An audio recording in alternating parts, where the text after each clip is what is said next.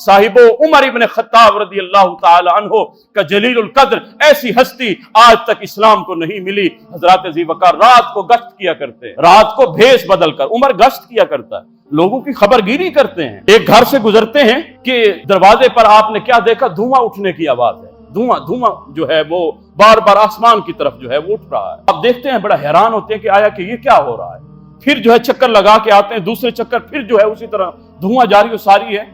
फिर आपसे रहा ना गया, आपने दरवाजे पर दस्तक दी, रात का आखिरी पहर था, तो दरवाजे पर एक औरत आई, कहा कि क्या काम होता है आपको, बताइए। हजरत उमर ने नाम नहीं बताया कि मैं उमर होता हूँ, खलीफा वक्त होता हूँ। आपने फरमाया कि ए मेरी बहन, ये मैं देखता हूँ 2-3 घंटे से जो है धुआं उठ रहा है बार बार, क्या माजरा है।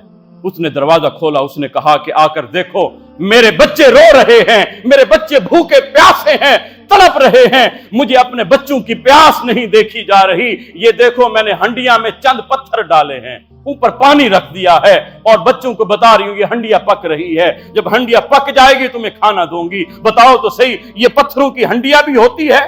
हजरत उमर को जब उसने कहा ना, और उसके बाद कहा कि मैं उमर की जान को रो रही हूं, मैं उमर की जान को। उमर खलीफा वक्त होता है और आज तक उसने हमें पता नहीं किया। उमर के पांव तले से जमीन निकल गई। उमर ने कहा, बहन ठहरिएगा, मैं अभी आता हूं। आप बैतुल माल में गए, घी का कनस्तर लिया, आटे की बोरी ली, सारा सामान, सब्जी का सामान लिया, और उमर अपने कंधे पर रखते हैं। एक गुलाम था, असलम नामी गुलाम था। उसने कहा, हजरत मुझे उठाने दीजिए। हजरत उमर की आंखों से आंसू रवा हो गए। फरमाया, ए असलम, क्या कियामत के दिन भी मेरा वजन उठा लोगे? कहा, हजरत नहीं, क़यामत के दिन तो हर कोई अपना वजन उठाएगा।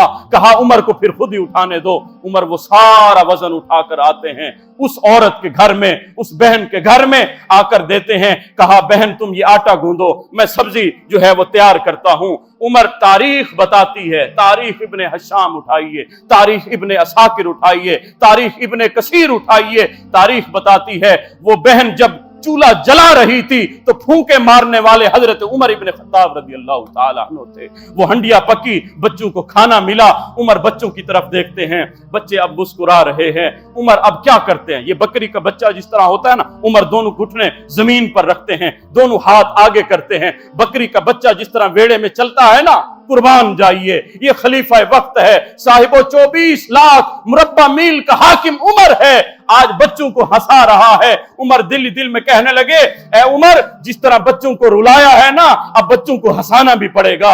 ए उमर, बच्चे तुम्हारी जान को रो रहे थे। उमर कभी आगे जाते हैं, कभी पीछे आते हैं, बच्चे देखकर मुस्कुराते हैं, देखो हमारा बकरी का बच्चा आ गया।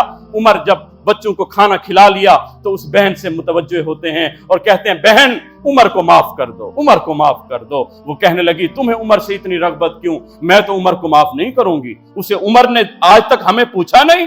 कहा, बहन उस उमर को कितने काम होते हैं। 24 लाख मुरब्बा मील तक उमर ने इस्लामी सल्तनत कायम कर ली है। दिन भर वो सफीरों से मिलता है, मुख्तलिफ वाकियात पेश आते हैं। उमर क्या करे, वो एक जान है। वो कहने लगी, नहीं, कल क़यामत का दिन होगा, अल्लाह की बारगाह में अदालत लगेगी, मैं उमर का गिरबान पकड़ूंगी, अल्लाह की बारगाह में अर्ज करूंगी, मालिक तूने उमर को खलीफा बनाया था ना, ये हमें पूछता भी ना था। उमर कदमों में गिरा, उस बहन के आगे हाथ जोड़े, कहा, वो उमर तेरे सामने अभी ठहरा है, क़यामत के दिन माफ करना, जो हिसाब लेना है आज के दिन ही ले लो। वो कहने लगी, ए उमर, तुम ही उमर हो?